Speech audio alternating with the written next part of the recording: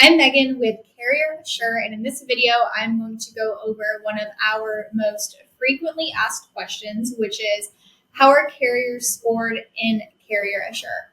The first thing to note is that we are constantly looking at carriers based on their peer group, and that peer group is based on fleet size. So in order to score a carrier, we need to be able to benchmark them against something, and we are benchmarking them against their peers that are similar in size.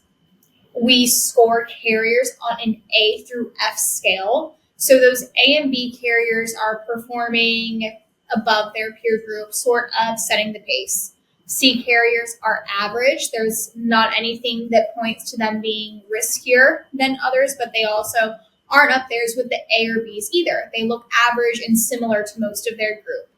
D and F carriers are riskier. We have the case studies that showcase that they are associated with much more risk when it comes to fraud, theft, and claims. So those are going to be riskier carriers that you might decide you just don't want to use, or maybe they require additional vetting. That is up to you.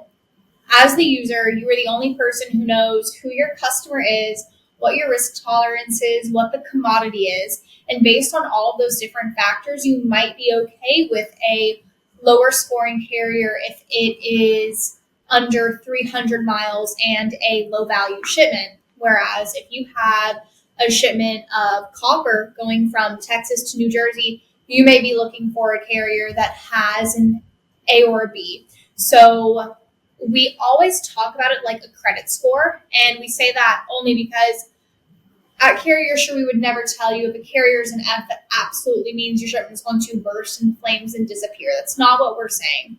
We're saying when we look at them compared to their peers, when we look at the data points, there's much more risk associated with that. And every company's risk tolerance is different.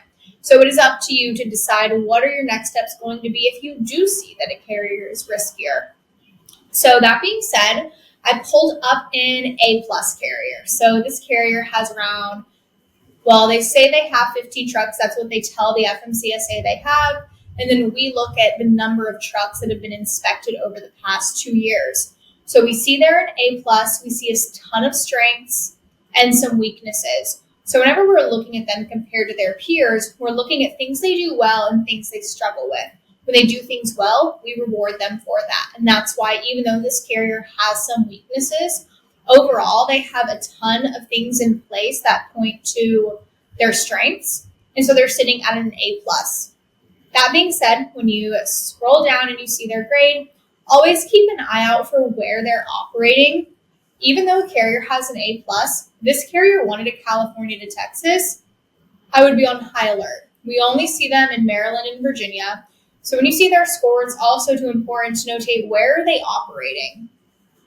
You can also scroll down and see the type of equipment inspected. So when we look at this score, we're going to look at business stability, DOT performance, if they've been reported by our users for any reason. Do they have Project 44 tracking history and their related entities and a virtual address? So while there is a ton of data going into this score and analysis that is getting this grade for you, we always encourage our users when they're analyzing this score, take a look at where they operate, make sure it makes sense for them, and look at their equipment as well. So that's how the Carrier Assure score works. You are always welcome to reach out to tech@carrierassure.com if you have any questions, and we can go over this in more detail. But log in today to start looking at carriers' scores and analyzing them further. Thanks for watching.